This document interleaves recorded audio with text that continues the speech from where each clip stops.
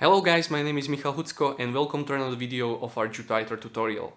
Thank you very much for watching all the previous videos from the theoretical and practical part, and this video is all about your project. So in this project I encourage you to try the Jupyter lab on yourself.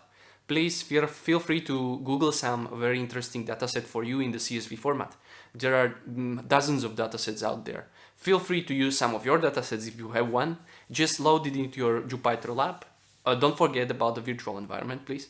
Then run the simple read CSV function from the pandas and then plot the dataset if you want.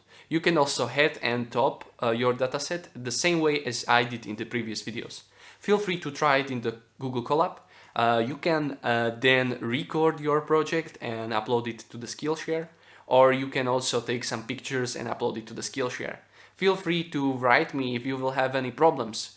Basically, I showed you the whole process in the previous videos, so if you have some trouble with reading the CSV or plotting the CSV, feel free to check it out in my video.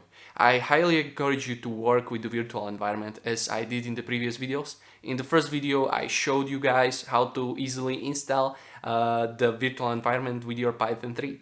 But feel free to do the project in your own way. You can also try to Google some very interesting Python pandas functions which can help you analyze better your dataset. But if you don't feel like doing it, feel free to skip it. We will do it in the next videos.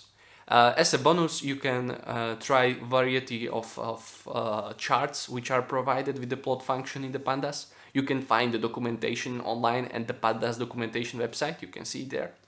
And feel free to send me the photos. I'm very interested in the results which you will achieve with these few videos. I hope you enjoyed the tutorial, and I hope I see you guys in the next tutorial of these Python courses. Thank you very much.